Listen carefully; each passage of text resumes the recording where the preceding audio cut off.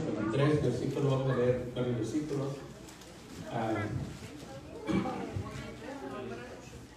Dice, si lo tiene, se puede poner de pie y me dice amén. Isaías 53, versículo 2. 53, 2, dice ahí. Si ponemos de pie en reverencia a la palabra, dice: mi siervo creció en la presencia del Señor como un tierno brote verde, como raíz en tierra seca. No había nada hermoso ni majestuoso en su aspecto, nada que nos atrajera hacia él. Fue despreciado y rechazado, hombre de dolores, conocedor del dolor más profundo. Nosotros le dimos la espalda y nos desviamos la mirada. Fue despreciado y no nos importó. Sin embargo, fueron nuestras debilidades las que él cargó, fueron nuestros dolores los que lo agobiaron, y pensamos que sus dificultades eran un castigo de Dios, un castigo por sus propios pecados.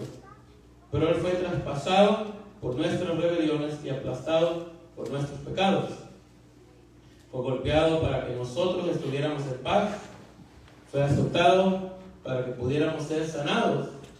Todos nosotros nos hemos extraviado, como ovejas hemos dejado los caminos de Dios para seguir los nuestros. Sin embargo, el Señor puso sobre él los pecados de todos nosotros. También se puede sentar, hermanos. Que Dios nos hable por medio de su palabra.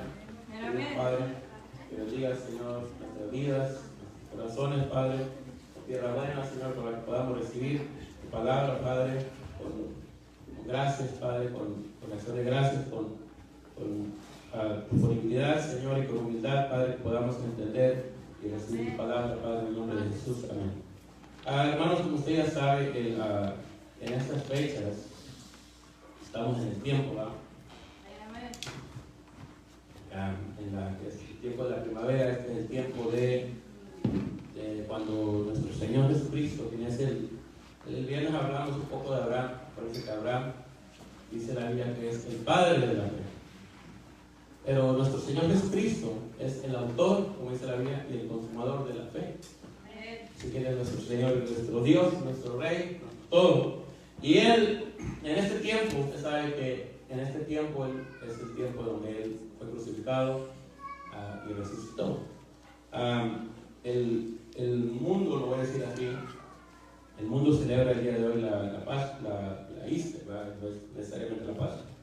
Easter, en inglés, en español no hay una palabra exacta para Easter, pero se la traduce Pascua, pero está equivocadamente, porque Easter es una tradición, por decirlo así, como ya sabemos, ¿verdad?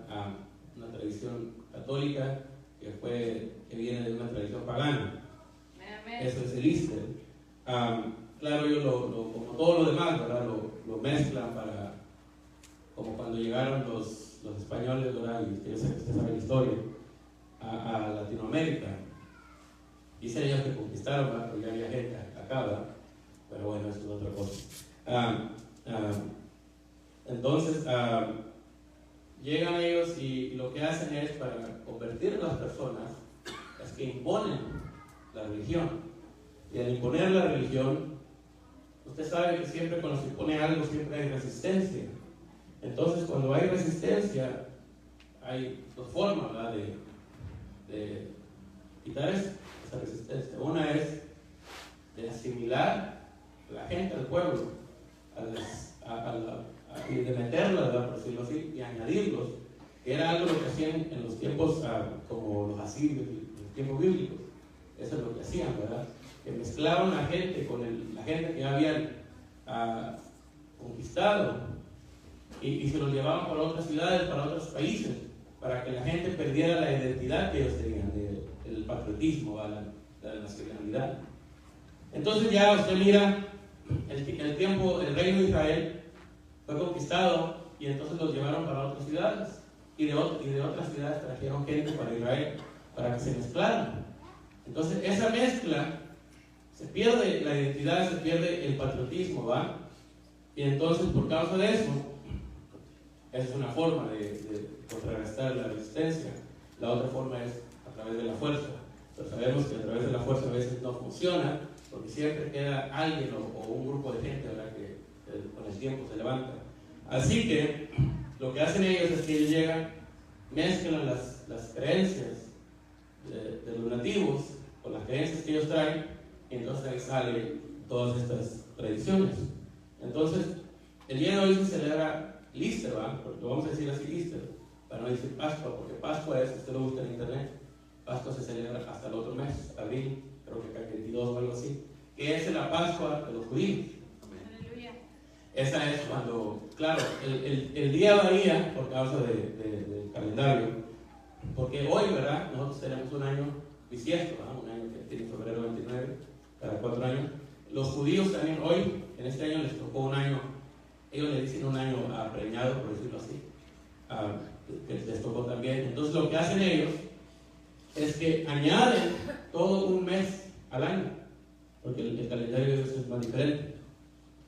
Entonces añaden todo un mes al año bisiesto, por decirlo así, y entonces ya por eso la Pascua se mueve. Entonces ya este año la Pascua de ellos llega en abril, creo que es 22, y la Easter, ¿verdad?, acá de este lado es el día de hoy. Entonces, pero curiosamente, el día de hoy también cae otra celebración de los judíos, que usted encuentra en Esther. ¿Se recuerda? Cuando iban a matar a los judíos, Mardoqueo le dijo a Esther, mira, le dijo, no importa que tú estés en el palacio, mientras seas judía, mientras seas hebrea, te van a venir y te van a matar. Entonces ella dijo, tengo que hacer algo. Usted recuerda que invita al rey y a este otro hombre que no me recuerdo, Amán, lo invita al banquete y después le dice, ¿verdad?, que nos quieren matar, y el rey dijo, no puedo quitar ese edicto, como ya se lo dije hace un semana, ¿verdad?, sino lo que puedo hacer es que ustedes peleen en contra de ellos. Entonces lo que hacen ellos es que se levantan y empiezan a pelear, y después de eso sacaron una fiesta, una celebración que se llama el Purim. Entonces el día de hoy también, ¿verdad?, curiosamente cayó en el mismo día que la Easter, se celebra en Israel el Purim, y no solo en Israel, sino en todas las comunidades judías. Entonces, ¿verdad?, quería un judío, díganle, mira, felicidades, ¿verdad? Pero bueno, entonces se celebran, hermano, estas celebraciones para ellos, porque para ellos son muy importantes. Porque nosotros bueno, voy a hablar de nosotros, ¿verdad?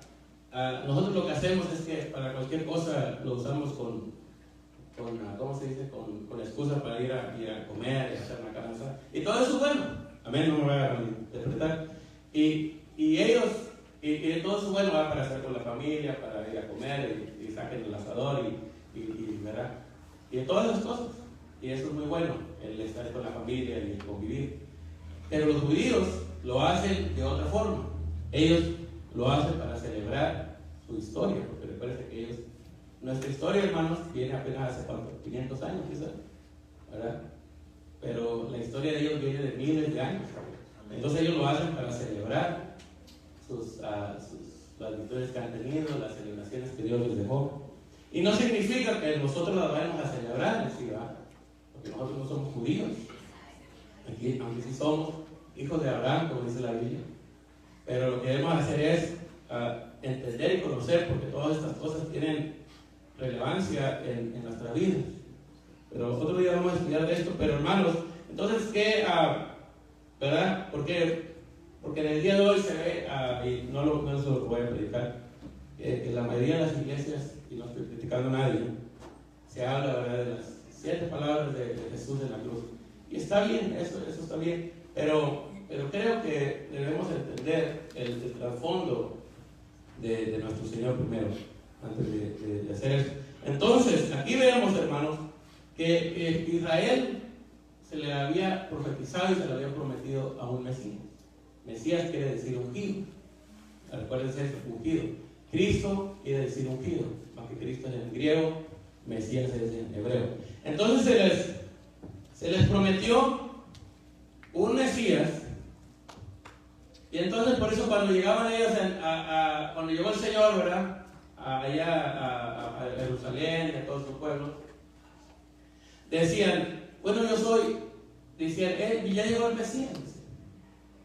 Pero ellos no le creían, porque ellos pensaban que el Mesías iba a llegar con un ejército, ¿verdad? Iban a llegar con soldados que iban a derrocar a los romanos. Pero sin embargo, el Señor, aquí está el bosquejo, por decirlo así, el bosquejo de nuestro Señor, de nuestro Mesías, que dice aquí: mi siervo creció en la presencia del Señor como un tierno brote verde, como raíz en tierra seca. Porque, como dice la Biblia, creo que es de Job, que sostiene que las raíces siempre buscan el agua. Entonces, hermano, aunque la tierra esté seca, la raíz siempre va a ir a buscar el agua. Entonces, como dice aquí, y lo dice Job también, que dice que él creció, por eso él es el renuevo, ¿verdad? El retoño, porque él es el que había retoñado. ¿Por qué? Porque cuando se corta todas las ramas, siempre queda una raíz y después va saliendo otra vez. Son casi imposibles, ¿verdad?, de quitar esas ramas. Esos árboles, cuando uno corta y lo deja y solo se queda abajo de la tierra, al tiempo, si uno lo deja ahí, va a volver a crecer, va a volver a brotar. Entonces, así es el Señor. El Señor, mire, a Israel, como les decía, ha pasado como el tiempo de Purim. Fueron llevados a Babilonia. Después Persia conquistó a Babilonia. Y los judíos allá estaban todavía. Por eso allá estaba Esther, ¿verdad? Esther estaba allá en Persia. Entonces, ¿qué pasa? Que los judíos siempre han sido llevados y sacados, ¿verdad?, de sus tierras. Siempre los han llevado cautivos, los han llevado a lugares extraños. Ya saben la historia de la Segunda Guerra Mundial. Vivían ellos muy contentos, estaban en Europa. Y luego se levanta un hombre y los empieza a sacar. Entonces muchos de ellos vienen para acá, y ya desde antes habían venido, ¿verdad? El tiempo de la Inquisición, ¿qué pasó? En el tiempo de la Inquisición salieron todos ellos de España y de todas esas partes. Entonces por eso todos ellos muchos de ellos se fueron a Latinoamérica, ¿verdad? Entonces dicen, ¿verdad? Yo no voy a buscarlos en el internet, pero dicen que la mayoría de los apellidos que terminan en E y Z provienen de los judíos. Así que usted tiene un apellido que termina en E y Z, probablemente tiene sangre de Israel. Así que, pues diga, bueno, yo soy bendecido por el Señor espiritualmente, pero también soy bendecido por mi sangre, ¿verdad? Porque yo soy una persona bendecida. Porque Dios le dijo a Abraham, ¿verdad? Dios le dijo a Abraham, o no se lo dijo: voy a bendecir tu linaje. Entonces, hermano, si usted tiene ese apellido, tiene la bendición literal, física. Amén. Pero también tiene la bendición espiritual. Porque Dios le dijo a Abraham, ¿verdad? Le dijo: mira la arena, le dijo, si puedes contar la arena. Y Abraham dijo: no puedo, es mucha arena. ¿Cómo voy a contar cada granito de arena? Y dijo: bueno, así va a ser tu descendencia. Va a ser la descendencia terrenal por su cuerpo físico. Pero después le dijo: mira, levanta los ojos al cielo, cuenta las estrellas, le dijo. Y le dijo a Abraham: bueno, Señor, yo no soy astrónomo, ni el telescopio tengo, no las puedo contar. Él dijo: bueno, así va a ser tu descendencia, pero esa es la descendencia espiritual que somos nosotros. Así que ellos siempre los han sacado de Israel. Acuérdense, ahora vamos a hablar, va a decir hermano Paulina de la clase de historia. Recuérdense el tiempo de los templarios que pasó, ¿verdad? Siempre ha sido el conflicto, la pelea. Imagínate, hermano, usted pregúntese, ¿qué es tanto el conflicto por ese pedazo de tierra? Nunca se ha preguntado. Hay lugares grandísimos, tanta tierra que hay en África, en Asia. Europa ya está bien lleno, ¿verdad? Pero Sudamérica, Norteamérica, hay muchas tierras, hermano, por todos lados. Y ellos se pelean un pedacito de tierra. Y no es nuevo, no es algo de 100 años. Esto es algo de muchos años. Siempre se han peleado ese pedacito de tierra. ¿Por qué? Porque es el lugar donde Dios los quiere tener ahí, pero la gente viene y los quiere sacar. Y Dios lo permite, como ya lo hemos dicho antes, ¿verdad? Por el pecado de ellos. Porque Dios les habla y les dice: mire, vuelvan hacia mí. Al rato, Señor, le dice: Miren, no hagas eso. Y ellos, se les olvidaba. Dios les hablaba, Dios les envió, hermanos jueces, miren, les envió a Moisés. Les envió, dice que Moisés era un hombre muy manso, muy humilde, y dijo el Señor, bueno, les voy a mandar a un hombre que los lidere, que es manso, que es humilde, porque para que los gobierne con mansedumbre, con paz, con paciencia. Y dice la Biblia, hermano, que Moisés era el hombre más manso de toda la tierra. Y sin embargo, hasta él le sacaron las caras. Hasta él lo hicieron enojar, imagínense. Y después dice, bueno, pero no quisieron, les envié un siervo manso, humilde, paciente. Ahora les voy a enviar un guerrero, Josué. Josué no era manso y humilde como Moisés. Josué era un guerrero. Josué era un hombre quizá impaciente, quizá estilo Pedro, ¿verdad? Porque dice que hasta vio al ángel de Jehová y ya hasta lo quería irse a pelear con él. Porque le dijo, tú eres de aquello, tú eres de los otros. Así le dijo, ¿no? Sí. Imagínense, hermano, Josué era un hombre paciente, humilde, o sea, quizá era humilde de carácter, pero no era un hombre manso, paciente, templado, ¿no? Josué era lo opuesto de Moisés.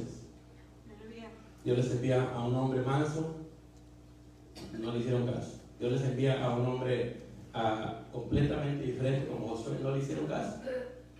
Se le hacían caso por tiempos, pero no le hacían caso de todo.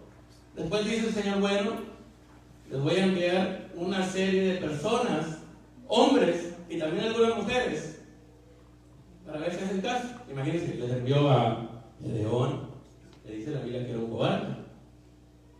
Les envió lo opuesto también, Sansón, que era un hombre que soy feo, pero no le importaba, como dicen, le valía, ese hacía lo que él quería.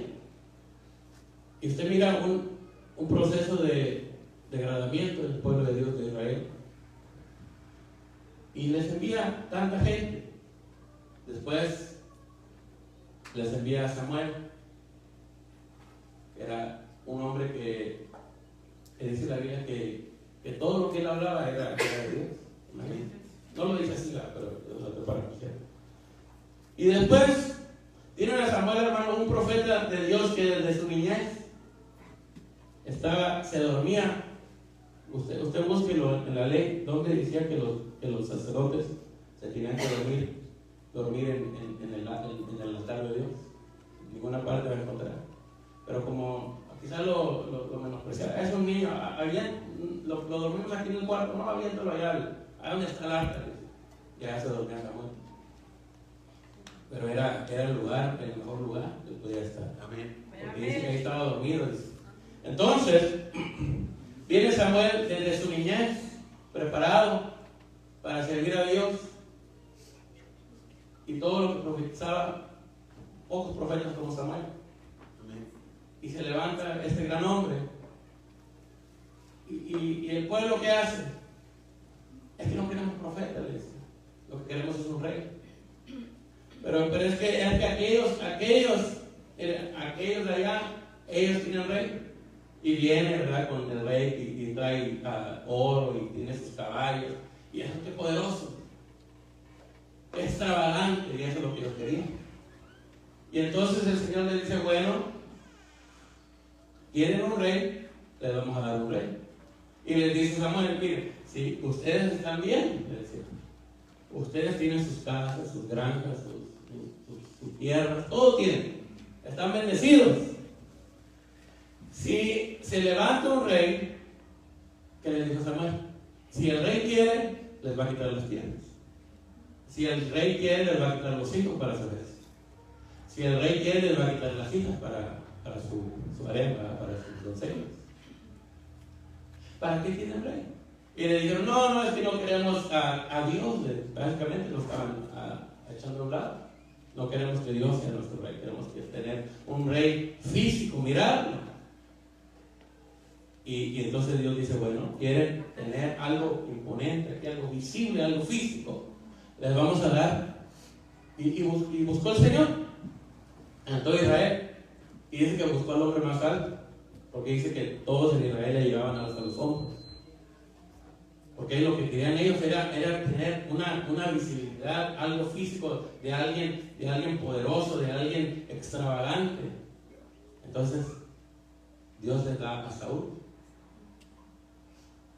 Y lo mismo, hermano.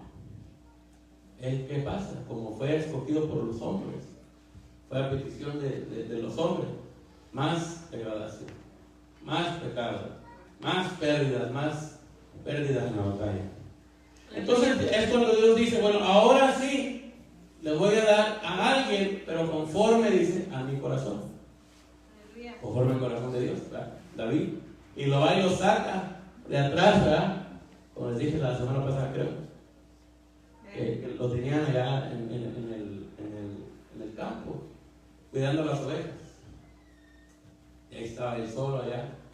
Pero Dios lo saca de ahí y lo levanta y lo pone como rey.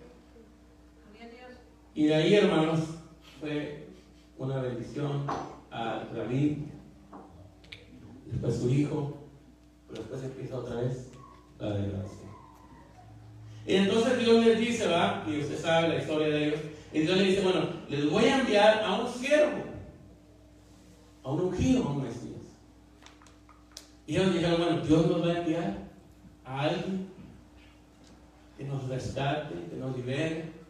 Pero ellos pensaban físicamente todavía, hermanos, porque el problema de nosotros era que todo lo queremos visualizar, que todo lo queremos poner en algo concreto, no pensamos en las cosas espirituales. Primero pensamos cuando recibimos algo y decimos, bueno, Dios te va a bendecir. Siempre, no siempre, ¿no? Eso me pasa solo a mí, a los que son santos. Siempre que dice, Dios te va a bendecir, ¿cuánto me va a dar el Señor? Él dirá $1 millón, $2 millones, $500,000, tan siquiera, bueno, algo me va a servir. Siempre pensamos, hermano, en las cosas materiales, en las cosas terrenales, en el dinero. Y sí, eso es parte, pero lo que Dios primero quiere es bendecir nuestra vida espiritual, nuestra alma, nuestro espíritu. Y entonces dice Dios, les voy a enviar a un hombre, a un Mesías, a un ungido. Y ellos esperaban a un guerrero, a un soldado, así como Saúl. Esperaban a un hombre que los llevara a la guerra, a la batalla. Pero el Señor les envió a un hombre que por decirlo así, como un nómada, andaba de pueblo en pueblo predicando. Y ellos querían, pero que se levante el ejército, que se levante la fuerza, que como en los tiempos de Saúl. Dice que buscaban espadas y no hallaban. Entonces que empezaron a usar los asadores y las palas. ¿Y usaban eso? Entonces dice el Señor, mire, este hombre dice, y aquí se los describe el Señor, pero ellos se los olvidó este pasaje. Y dice, mi siervo, dice, creció en la presencia del Señor como un tierno brote verde, como raíz en tierra seca. No había nada hermoso ni majestuoso en su aspecto. A diferencia de Saúl, ¿verdad? Y Saúl dice que era un hombre que sobresalía sobre el pueblo. Dice, nada que nos atrajera hacia él. Ellos querían a un hombre que visiblemente fuera imponente, que un hombre alto, un hombre quizá atractivo, quizá un hombre con palabras para levantar ejércitos, pero Dios les da lo opuesto. Dice, fue despreciado y rechazado. ¿Imagínense? El hombre que Dios les va a enviar, y no lo han enviado, ya dice que va a ser rechazado. Fue despreciado, rechazado, hombre de dolores. Dice conocedor de... Así me dice en esta Biblia, en su Biblia quizá diga un poquito diferente. Dice conocedor del dolor más profundo. Gloria a Dios. ¿Por qué? Porque dice la Biblia que fue enviado a su pueblo, pero que su mismo pueblo lo rechazó. Imagínense, es como si usted va con su familia, tiene 1 año, 2 años que no ve a su familia. Va a visitar a su familia en otro lugar y dice, bueno, pues ahí me voy a quedar con mi familia me va a recibir con puertas abiertas. Y usted llega, ¿qué le dice? Pero no te conocemos. No, pero es que no renté hotel, va, porque me iba a quedar con usted. No te conocemos, vete para allá. Así le hicieron al Señor. O sea, el Señor era un hombre de Israel, un que llegó a su pueblo y su pueblo lo rechazó, lo hizo para un lado. Como les dije el viernes, ¿verdad? Cuando el Señor nació, en vez de llegar los sacerdotes, los profetas, a él, ¿verdad? Llegaron hombres de otro país, que no eran ni israelitas, ni judíos, ni creían bueno, quizás que creían en Dios, pero no creían, no estaban en Israel. Y llegaron hombres, ¿verdad? Desde muy lejos, dice, del oriente. Y dijeron, mire, nosotros leímos el profeta, parece que Isaías, leímos el profeta y miramos la estrella.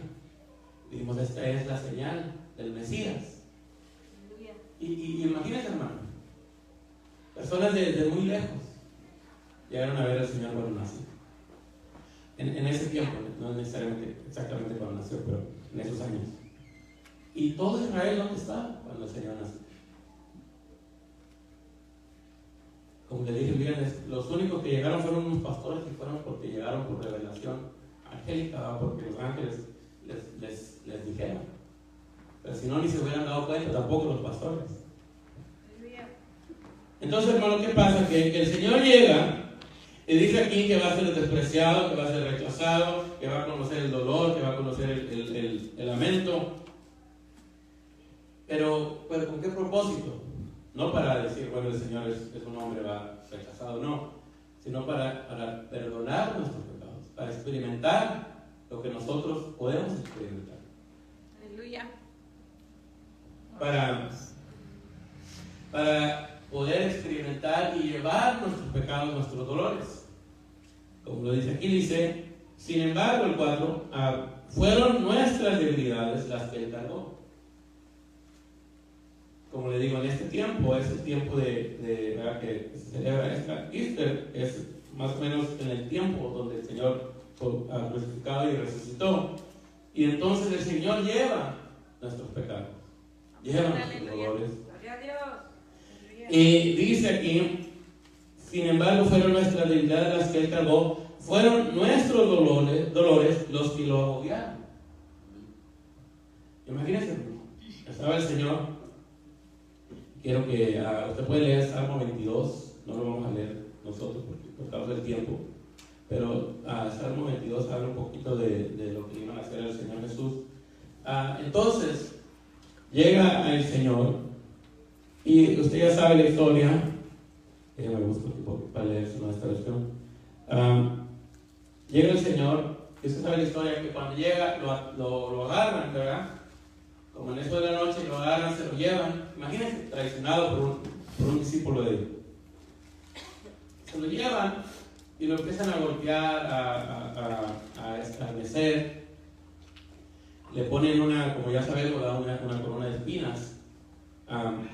Y usted ha mirado las películas, usted ha leído la Biblia.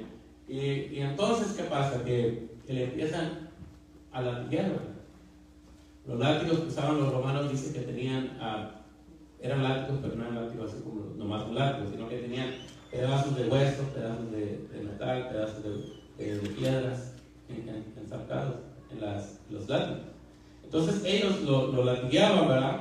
Entonces era la ley que decían los romanos que no podían latigar más de 40 veces, es que solo lo latigueaban 39 veces. Así dicen, que decían, probablemente se pasaron. Pero imagínense, 39 látigas, digamos. Y no traía el Señor, ¿no? Su saco, una chamarra. Dice que le quitaron la ropa y lo empezaron a latigar. Primero lo dolió, pero ya después dolía más porque iban arrancando la carne, iban arrancando la piel, la carne, todo eso. Entonces dice el Salmo 22 que sus no sé cómo decirlo, como sus entrañas, sus órganos se miraban. ¿Por qué? Porque era tanto los golpes que le habían dado con esos látigos. Se miraban, no era solamente que le arrancaron la piel, sino que le arrancaron la carne también. ¿Por qué? Porque era un castigo muy malo, muy muy severo. Entonces, ¿verdad? Dicen ahí, lo quieren dejar ahí, bueno, ya lo lastimamos, hay que dejarlo irse, para que se vaya, porque no le encontraron, ¿verdad? No encontraron ninguna cosa que hizo mal. Pero ¿qué dicen los judíos? No, que tiene que morir. Entonces lo crucifican, ¿verdad? Lo levantan y lo crucifican. Y pues, yo sé que usted ya sabe, pero dicen que la crucifixión era la muerte más dolorosa, porque era una muerte muy lenta. Y poco a poco se le iba acabando el oxígeno y poco a poco el dolor lo iba matando, por decirlo así. Pero pasa todo esto, ¿verdad? Imagínense, ahí estando desde, no sé desde qué hora, pero desde temprano hasta el Señor murió como a eso de las 3 de la tarde. Imagínense, hermano, todo eso que pasó el Señor. Y no solo eso, dice aquí, que lo que lo agobió a él fueron, dice aquí, nuestros dolores. Quiero leerles este versículo en esta otra versión.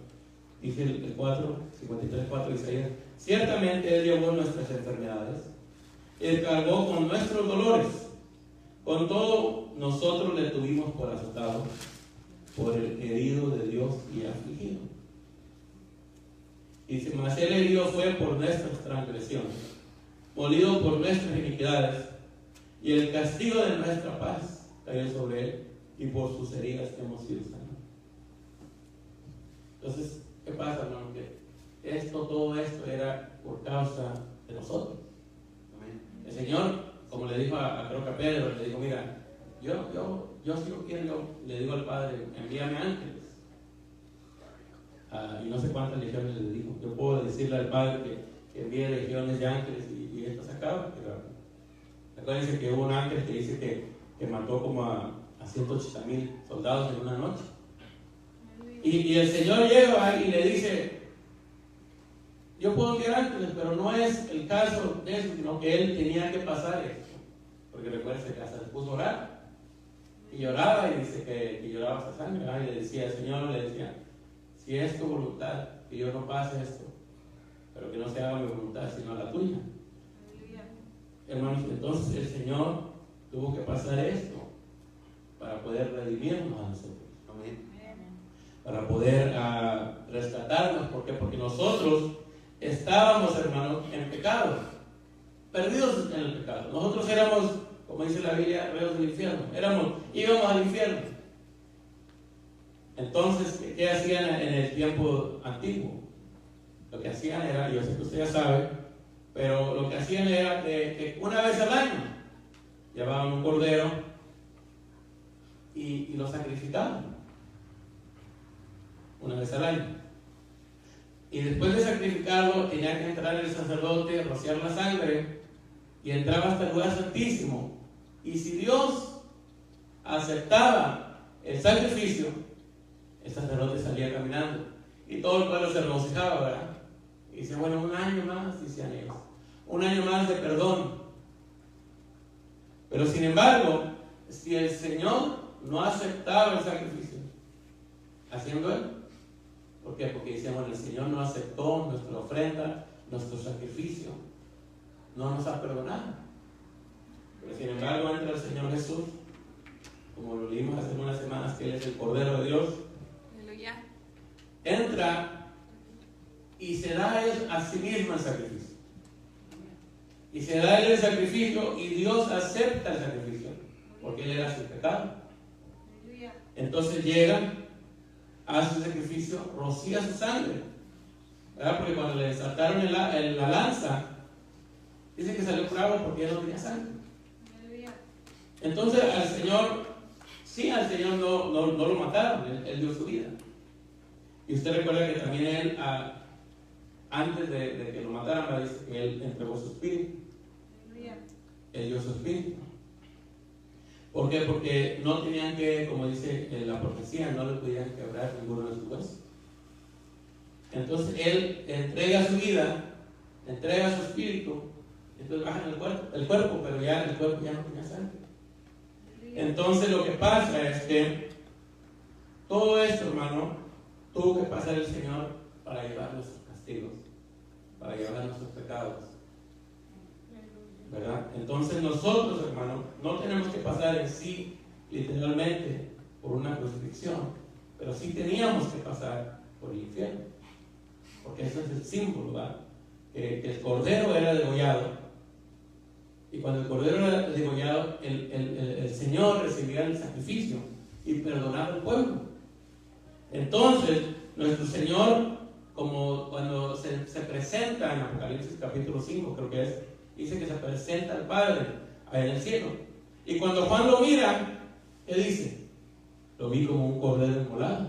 No lo vio como un cordero que iba blanquito, no, era un cordero inmolado, lleno de sangre. ¿Por qué? Porque el Señor había aceptado el sacrificio. Entonces llega el Señor, acepta el sacrificio de nuestro Señor Jesucristo, y nosotros somos perdonados. Gloria a Dios. Y no tenemos que tener duelo, sino alegría. Amén. Porque el Señor aceptó el sacrificio de nuestro Señor Jesucristo. Y por causa de que lo aceptó, nosotros ya no tenemos que ir, hermano, al infierno. Mientras creamos en Él, en su sacrificio, lo recibamos. Es tan fácil y tan sencillo. Creer en Jesús. Recibir el sacrificio que hizo. ¿Por qué, hermanos? Porque nosotros nunca hubiéramos podido pagar lo que Él pagó. Y no estoy hablando solamente en la cruz. Nunca pudimos haber pagado la redención de nuestra alma. Gracias a Dios. Entonces, ¿qué pasa, hermanos? Que nosotros debemos recibir el sacrificio. Pero no solo de recibirlo, sino que también de ser agradecidos con Dios por el sacrificio del Señor, de ¿cómo se llama? De obedecerle a Él en gratitud. No por miedo, no porque, que el Señor me va a mandar al infierno si hago esto o si no hago esto. No. Usted crea en el Señor Jesús y que diga, bueno, Señor, yo voy a creer en ti. Y algo, hermano. Nosotros no vamos a cambiar por miedo. ¿Por qué? Porque por el miedo no se cambia. Se cambia cuando tenemos un cambio de mentalidad, un cambio de mente, un cambio de una transformación. Pero lo que nos va a hacer es la gratitud que tenemos hacia el Señor. Eso es lo que va a decir, bueno, yo antes era esto, hacía esto, pero ahora por mi amor a Dios, porque ya mi mente ha cambiado y tengo ese amor a Dios, voy a obedecerle a Él. Voy a cambiar, voy a transformarme. Porque Dios, hermano, puede transformar a cualquier hombre, a cualquier mujer. Transformó a Saulo, ¿verdad? A Pablo. Pablo llegó a ser probablemente el más grande predicador del Evangelio. Hasta él mismo lo dice en una parte, ¿verdad? Dice, yo he predicado más que todos. Porque andaba para allá, para acá, predicando. Y le decían, Pablo, ¿y papá no te casas? ¿Papá no tienes hijos? Y yo le digo, no, eso no. ¿Por qué? Porque él quería servir a Dios. Entonces, hermano, Pablo, usted lo mira, apóstol Pablo, dice que la Biblia que él es el arquitecto de la iglesia. Predicó más que cualquiera, hacía milagros, sanidades, y estaba en el mismo lugar. ¿Pero qué era Pablo antes? Pablo, hermano, era perseguidor de la iglesia. Encarcelaba a los cristianos. Y aún cuando se convirtió y lo miraban en la iglesia, al culto, lo miraban aplaudiendo y se quedaban. Pero este otro viene encubierto. Le tenían miedo y se apartaban de él, dice la Biblia. Se hacían un lado porque lo miraban y le tenían miedo. Porque llegaba él y dice que tenía la autoridad de parte de los sacerdotes para encarcelar a los cristianos. Y cuando mataron a Esteban, él estaba ahí también, ¿verdad? Dice que él era el que daba los actos, las llamadas.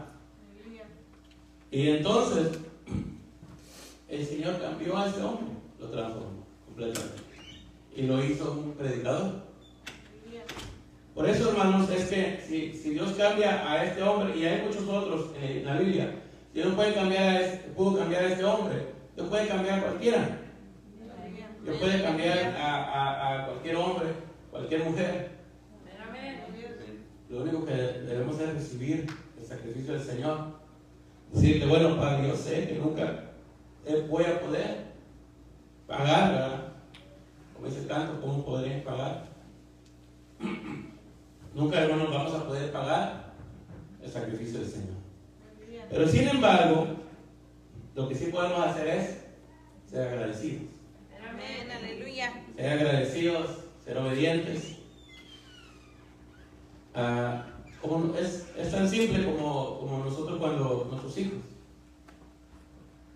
A nosotros, a nuestros hijos les damos casa, les damos la comida, les damos todo. Y ellos quizás nunca van a poder pagar todo eso. El haberlos cuidado, de bebés. Ellos nunca van a poder pagar eso. Porque eso no hay una suma ni una cantidad de dinero que se compare. ¿Verdad? El niño que no deja dormir, que está enfermo, 2, 3 de la mañana, levantarse, a las 4, 5 de la mañana, levantarse, otra vez, siempre. Se levanta uno, ¿va? Y uno no dice, bueno, a ver cuánto va, cuando esté grande se lo va a pagar. No, ¿verdad? ¿Por qué? Porque no hay una suma, una cantidad de dinero que pueda pagar el amor. ¿Verdad? Amén, aleluya. Pero ¿qué sí pueden hacer nuestros hijos? Ser agradecidos, ser obedientes, portarse bien, ¿verdad? Y cuando vayan a la escuela sacar buenas calificaciones, agradar a los padres. Y así nosotros con Dios. No podemos y nunca vamos a poder pagarle a Dios todo lo que nos ha dado. El aire, dice la Biblia que el Señor le da la lluvia, el aire, el sol, para todos, aún los malos y aún los buenos. La vida, el respirar, Aleluya. todo, hermanos. Todo nos lo da Dios. Por su gracia, por su misericordia. Y nunca vamos a poder pagar el sacrificio del Señor Jesús. Sin embargo, sí podemos ser agradecidos. Amén. Sí podemos ser obedientes. Amén. Sí podemos decirle, miren, como Pedro, ¿verdad? A veces nosotros pensamos y decimos, bueno, es que yo no estoy preparado. Yo no sé mucho de la Biblia, yo no estoy preparado, yo no pienso como piensa un pastor o como piensa una hermana o un hermano. Pero ¿qué le pasó a Pedro? Imagínense, ya con eso voy terminando. Pedro, cuando estaban los apóstoles en una barca, y se está en un barco, y entonces el Señor les dijo, miren, ustedes vayan al otro lado, allá los dejo, ¿verdad? Y dicen que se levantó la tormenta grande, y ellos con miedo, ¿verdad? ¿Y dónde está el Señor para que nos dé esta tormenta? Porque eso había calmado una vez la tormenta, ¿verdad? Cuando estuvo en el barco. Dicen que estaba dormido. Y todos lo levantaron, Señor, levántate. Y él dijo, bueno, que cesara la tormenta. Entonces, en esta otra ocasión, el Señor no estaba en el barco. Y ellos con miedo, ¿verdad? Porque el barco se sacudía, se movía, las olas eran grandes, la tormenta, la lluvia. Y se estaba relampagueando, truenos, no sé. Era una tormenta dura. Y ellos pensaban, bueno, ahora sí, el Señor no está aquí. ¿Cómo le vamos a hacer? Vamos a morir. Pero después dice que miraron allá y miraron a una figura que iba caminando sobre el agua. Y se asustaron, ¿verdad?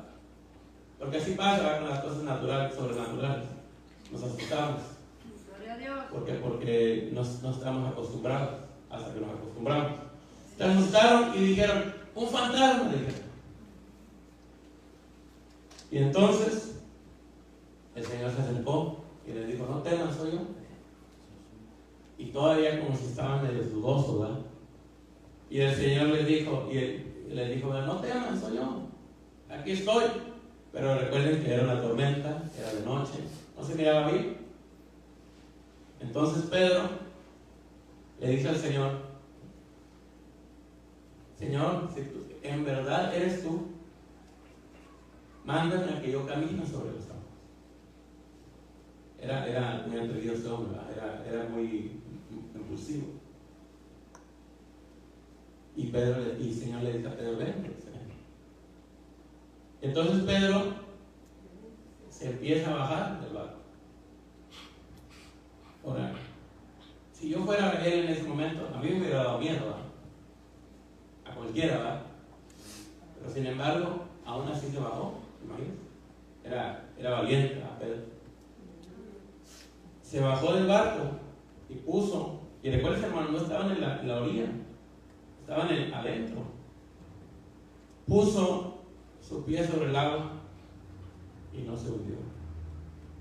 Y dijo, bueno, quizás los otros discípulos lo estaban y sostenían.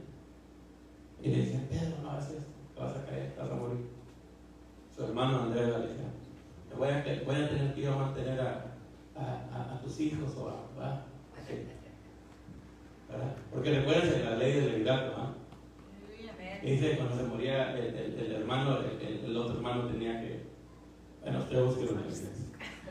Entonces Andrés le dijo a Pedro, no te bajes, te vas a morir, te van a quedar ahí tus 20 hijos que tienes, lo vas a tener que mantener a todos y a tu esposa también, y luego parte a tu suegra y luego parte a nuestros padres. Imagínense. Y le decía Andrés a Pedro, no vayas. Y Pedro le dijo, suéltame. Y puso el otro pie sobre el agua. Y no se hundió. Y siguió caminando. Y de repente se levantó un viento grande. Y Pedro iba mirando al Señor, y cuando vio el viento, volteó a ver el viento. Y cuando vio el viento, ahora acuérdense que Pedro era pescador, sabía nadar, pero no es tan fácil nadar, ¿verdad?, en una tormenta. Entonces Pedro se hundió y se empezó a inundar. Y usted sabe que cuando uno está desesperado, ya lo he dicho, ¿no? Uno da patas de ahogar, patadas de ahogar, que hay patas de ahogar, patadas de ahogar, ¿verdad? Cuando uno está desesperado, uno está en pánico, uno está desesperado, uno no está centrado bien en su mente, uno no está en paz, uno no se halla. Pero ¿qué hago? Hago esto, lo otro, para aquí y allá. Uno no sabe, uno pierde la visión, pierde la mirada del Señor. Entonces uno dice, bueno, ¿qué hago? Dice Pedro, se está inundando, se está ahogando. Entonces se acordó, sí, el Señor, y se puso a orar. El Señor nos enseñó a orar, Padre nuestro que estás en los cielos. ¿Así oró Pedro? No. Dice que empezó a gritar y dice, Señor, ayúdame, que perezco. No se puso, hermanos, a recitar el Padre nuestro que está en los cielos, a santificado sea tu nombre, a la oración del pecador, la oración de esto, la oración del otro. No.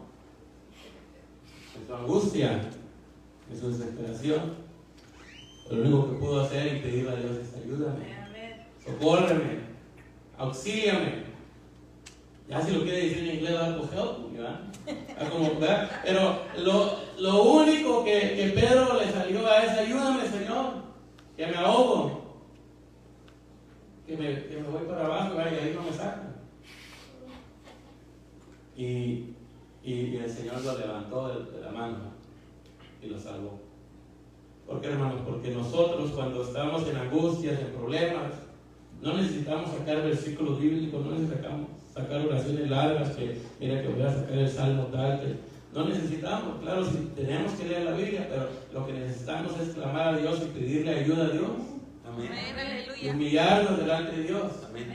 Pedro era un hombre muy hábil para hacer muchas cosas, tenía la fuerza física, era pescador, era un hombre fuerte, era un hombre valiente, no le tenía miedo a las aguas, no le tenía miedo a los peces de ahí.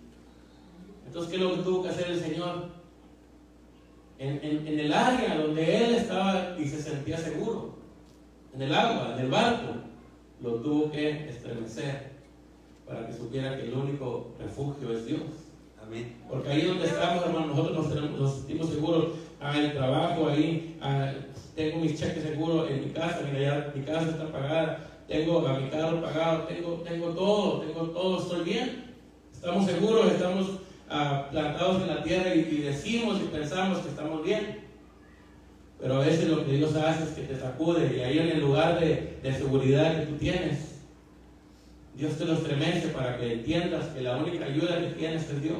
Amén.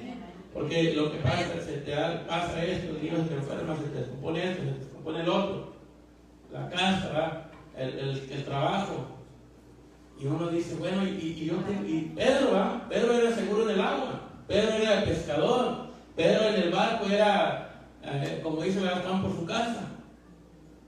Pero tuvo que el Señor sacudirlo para que yo ahí, en el área donde él estaba más a gusto y más seguro, supiera y entendiera que la única ayuda y el único refugio es el Señor. Amén. Amén.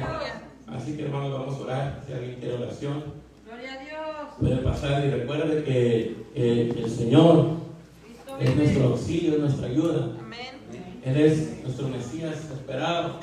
Amén, aleluya. Y tenemos que, aún si estamos en paz, acudir a Él. Amén. ¿Para qué esperamos, verdad? A que se nos levante la tormenta. Estamos en Él. Amén, vamos a orar. Padre, en el nombre de Jesús, te damos gracias, Padre Santo, por tu gracia, por tu misericordia. Te damos honor y gloria a ti, Señor Jesús. Te pido, Padre, que tu palabra, Señor, mantenga, Señor, en nuestros corazones, en nuestras mentes. Guarda, Señor, tu palabra, Señor, en nuestras mentes, Señor, en nuestros corazones. Que podamos, Señor, ser, Señor, levantados para tu gracia, por tu misericordia, Señor, para tu gloria, Padre. Guarda, Padre, tu palabra en nuestras mentes, en nuestros corazones, Padre amado, en el nombre de Jesús. Enséñanos, Padre, a humillarnos delante de ti, Señor, en todo tiempo, aun cuando estemos, Señor, en paz, cuando estemos, Señor, en tranquilidad, Padre Santo.